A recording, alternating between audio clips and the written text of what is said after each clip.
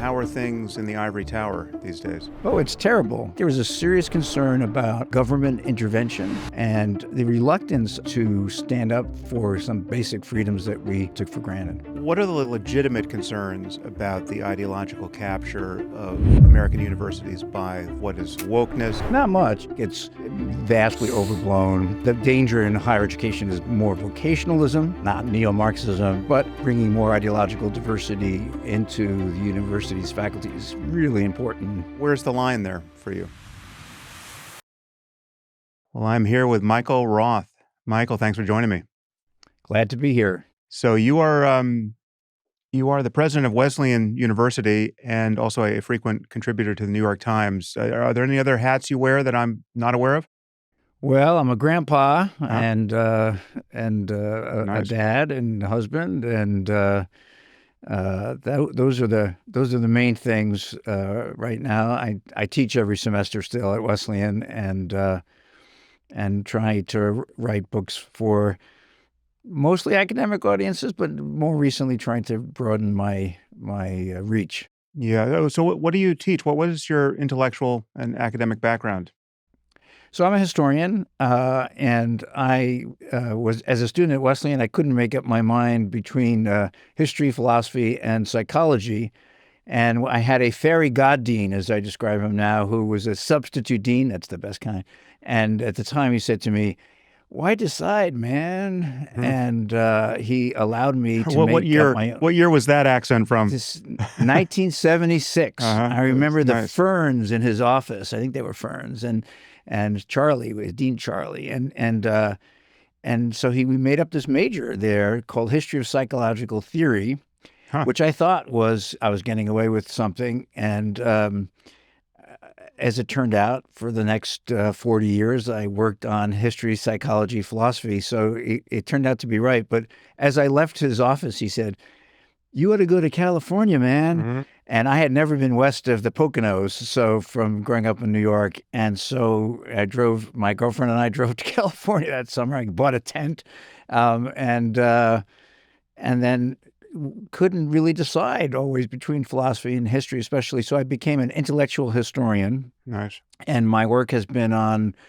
history of philosophy and psychology over the years. I did my senior thesis at Wesleyan was on psychoanalysis and politics, and that became my first book, and then it became an exhibition at the Library of Congress. And then most of my work is in the scholarly world was about how people make sense of the past. So things about memory and historiography and how people deal with trauma. And then since I've been at Wesleyan, I've written a few books on liberal arts education and freedom of speech and safe spaces and things like that. Nice. Well, many of those ideas and areas of expertise will be brought to bear on the conversation we're going to have today, I imagine. I don't know how deep into the history of ideas we need to go, but certainly the recent history of ideas will be relevant. So let's begin with the very broad question: how are things in the ivory tower these days? Oh, it's terrible. I've been teaching undergraduates since 1983 on my own. I guess even before that as a TA, and I don't remember a time of such trepidation, of really angst about government intervention, and at the same time a kind of reluctance by students and even by faculty and certainly by administrators to stand up for the things we've claimed to believe in for the last 20 years or so. So it's a very odd feeling these days. We worried for the last dozen years or so about illiberalism from the left, especially. Many people have worried about that. Although I see myself on the left, I also worried about that. But that, to me, has nothing in way of comparison to the authoritarianism that is now being marshaled against freedom of thought and freedom of inquiry, freedom of expression by the federal government. And so that's terrible. But what really bothers me more than that, which bothers me a lot, is the reluctance of my colleagues to stand up for some basic freedoms that we, until very recently, took for granted. Mm. Well, I definitely want to talk about the creeping authoritarianism and the capitulation of the institutions. Um, but before we jump into that, what is what are the legitimate concerns about the ideological capture of American universities by the far left ideologies? I mean, there's this intersection of what is often goes by the name of wokeness. What I would Yeah. call a kind of social justice, moral panic in certain areas. Also, a kind of quasi Marxist ideology, perhaps informing that, and certainly an oppressor-oppressed ideology that has been mapped onto the protest movement around or animated the protest movement around October 7th. What is the most charitable construal of the concern around all of that many people, I think we're going to demur here, but I think many people think the Trump administration is simply just acting on that concern. It's just gone too far. There's been this leftist takeover of elite institutions and a resulting degradation of the quality of thought there. Certainly, ethical thought, political thought. What can you say in defense of that concern?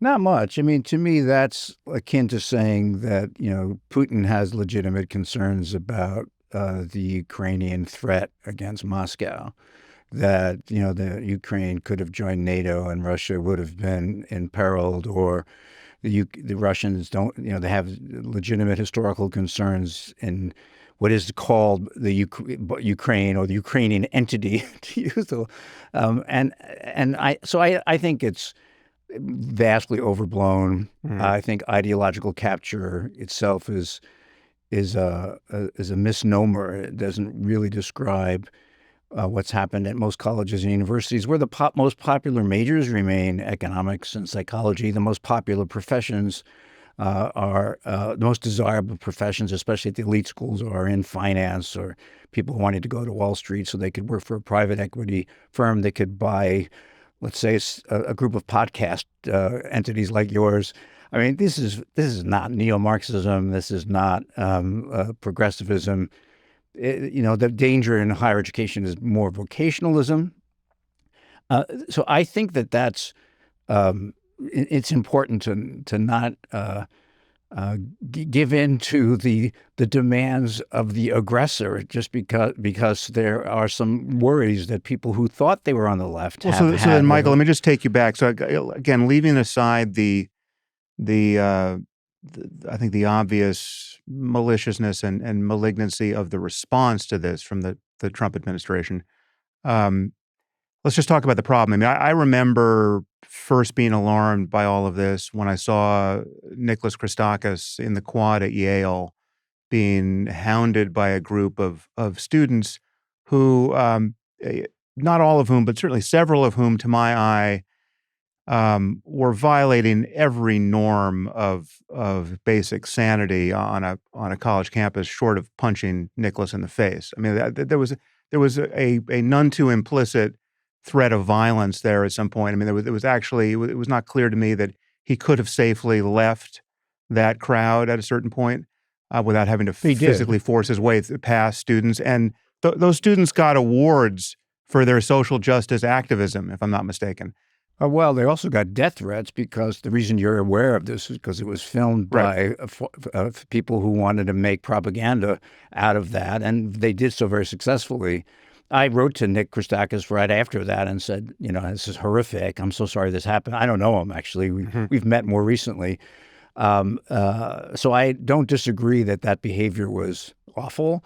But it would be like saying, I don't know, go to a fraternity party and see people vomiting and saying, oh, American universities there's an ideological capture by, I don't know, the alcohol industry.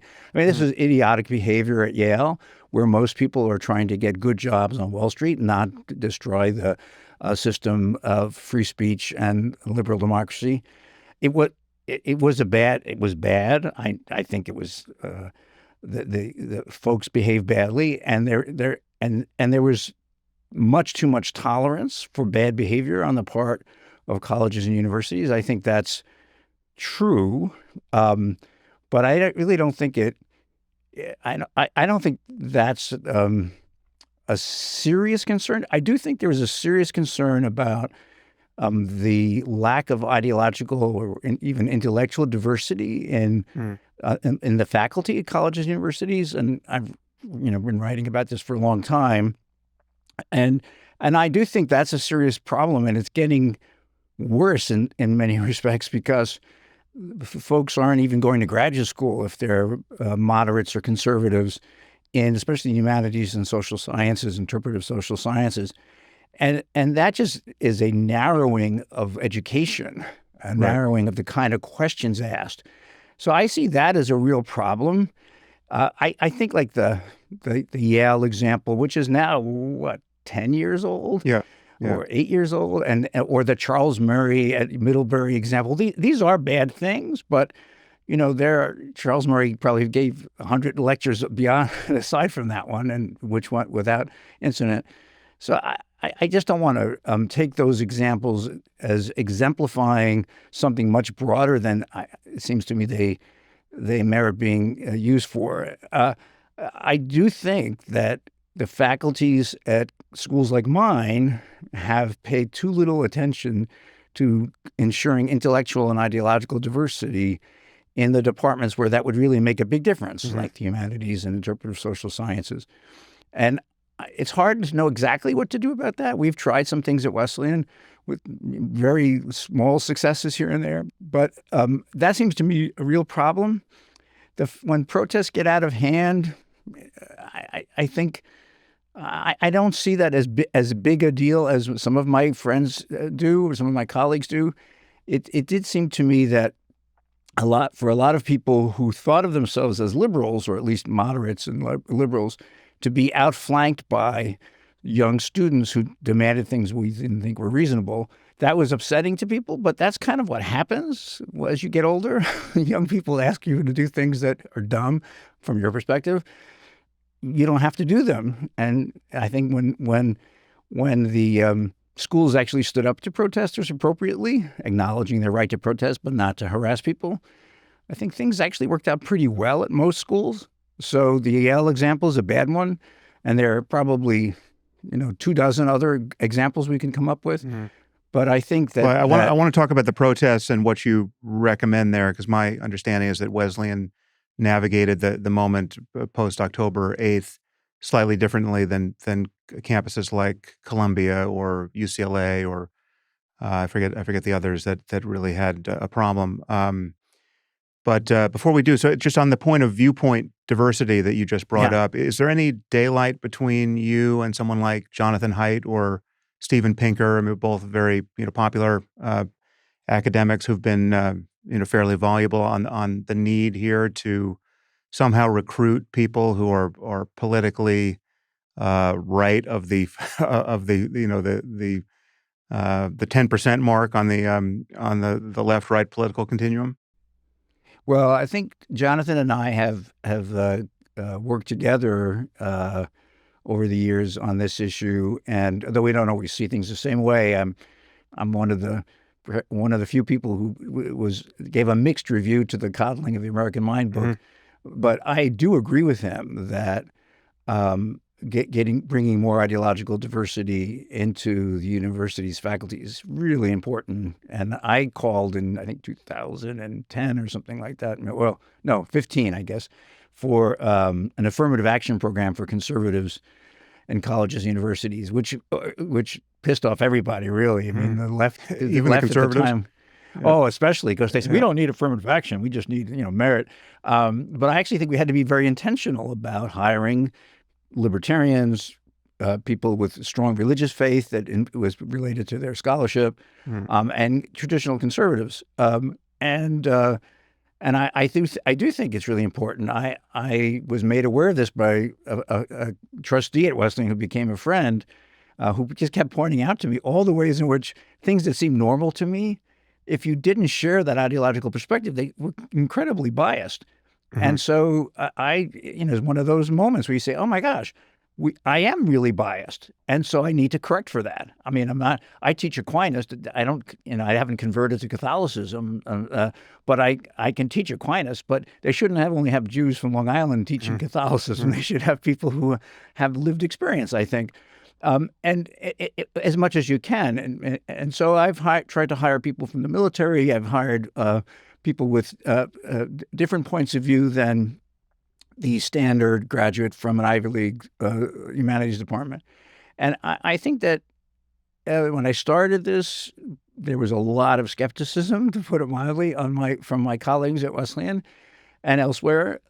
Now it's a robust conversation on campus about ideological bias, and that to me is really as much as I should do as the president. I mean, I Mhm. should get people to be more aware of their biases, and then they're good people. They're professionals. They don't want to be acting with bias, and so I think there's been some correction.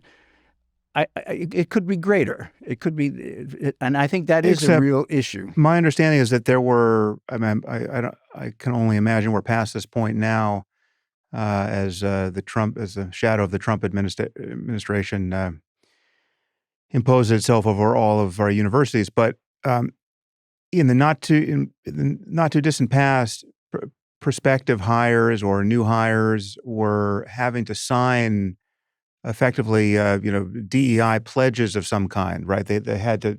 I forget the Mm. actual verbiage, but it was something like, I'm committed to, even if their discipline was, mathematics, is I'm committed to, rooting out, racism in my field or whatever, whatever it was. Um, you didn't see that as a kind of systematic way of filtering for and against the very people you would otherwise want to recruit? Oh, I do. I do think those were bad ideas.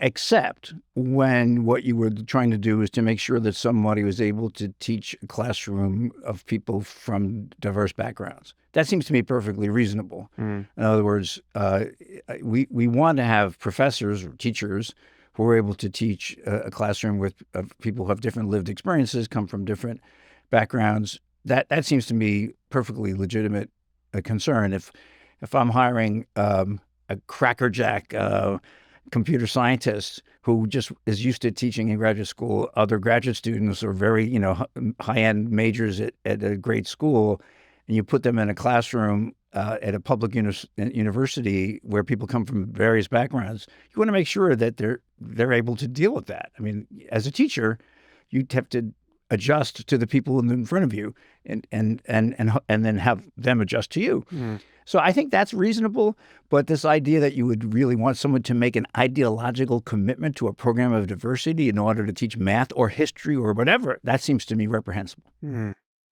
So where's the actual line here? Because I mean, obviously, no university would want to recruit a professor who is a closeted or out of the closet neo-Nazi. So there's some part of the ideological spectrum that is disqualifying from the point of view of, Yes. you don't want the brand damage, you don't want the influence on your kids. I mean, why would you want a neo-Nazi teaching history or anything else at your university?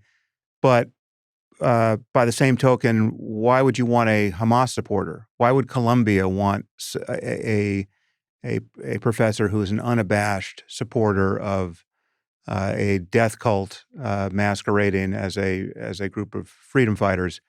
Where's the line there for you? So I think that a university shouldn't hire someone who is an active supporter of a terrorist organization. So I think Hmm. to me, that's pretty clear. Someone who is an opponent of the occupation or of violence, that seems to me that wouldn't be disqualifying. But I do think it would be disqualifying to hire someone, whether they were, let's say, a radical anti-Zionist or a radical Zionist, who thought their job in the classroom was to have more people like themselves. I mean, I Hmm. think that's just disqualifying. because that's not what your job is as a teacher, is not to say convert people to your view, whatever your view is. But to the question, like how broad the spectrum should be of opinion, I have a terrible answer, which is that's a pragmatic issue. There is no formula for that. I don't want a Nazi on my campus. And someone says, well, you say you're in favor of free speech. Do you have limits to your support for free speech? I do have limits. And those limits are defined really sociologically or historically. There's not a formula for it. But I do think it's illegal in the United States to give material support to a terrorist organization. I think it should be illegal. And I would not want those supporters teaching in my university. There are times when you find out later on that somebody teaching whatever, I mean, they could be teaching, let's say, math, and they actually are strong supporters of Hamas because they feel it's not what you described as a death cult and a terrorist organization. I would agree with your description, but they have a different view of it. I think that as long as they're teaching math, that's really not my business what their idiotic views about politics are. Lots of people, in my view, have idiotic perspectives on politics. When they bring them into the classroom in a way that discriminates against students or harasses students, then I think they should be fired. Is the line different for a guest speaker? I mean, if you have a student group that wants to bring in a controversial speaker, how do you handle that? And what is the Overton window wider in that regard? I think it's wider, but again, I have this wishy-washy answer. I mean, it's a pragmatist. I don't think there's a formula for it. I think I'll give you an example. Years ago, before the word woke was used, we had Antonin Scalia was invited to give a talk at Wesleyan. We have a free speech series, and I was asked to invite him. And I thought the faculty were kind of baiting me to see, like, if I would not accept their recommendation because they were to the left of me, and I thought Justice Scalia had done more harm to the interpretation of the American Constitution than almost anyone since the 1800s. But they're the committee that recommends someone. He's a Supreme Court justice, you know. I invited him. I also thought he'd say no because he's a Supreme Court justice. He's busy. He wrote back immediately. He said, "I'd love to come to Wesleyan," and he mentioned that Larry Lessig had been there, who of course is quite far on the left, but had clerked for him, and Lessig had a great experience at Wesleyan. So I said, "Okay, he's coming." Now, if I hadn't invited him, I would have protested. I wouldn't have protested like to sort of stop him from speaking, but I would have stood outside with a sign saying, you know, Justice Scalia is a bad guy or something, you know, something dumb. But instead, I had to invite him. I had to introduce him because I issued the invitation. That was the so I did that, and he gave a good talk. He spent the whole day on campus meeting with students. There were protests here and there. Not to keep him from speaking, but just to acknowledge that they were against the work he had done as a Supreme Court justice. And it was actually a great day on campus. I allowed myself a reference to a critic of his in my introductory comments. He's the only one in the room who got it. He did get it, who disagreed with originalism. And so I thought that was about as good as it gets. We had protesters who stood up in the room in orange jumpsuits because of Guantanamo. That was the issue of the day. We went around and said, you have to sit down or leave. You can't block the view of others. They sat down or left. He gave his talk. At some point when he was calling on people, a young student, she jumped up and said, "Why don't you call on a woman?" Because he only called on guys. Right. And then he said, okay. And he called on a woman. And it was fine. You know, I mean, people expressed themselves in a way that was honest, but that allowed for the conversation or debate to continue. I think that's to me a great model.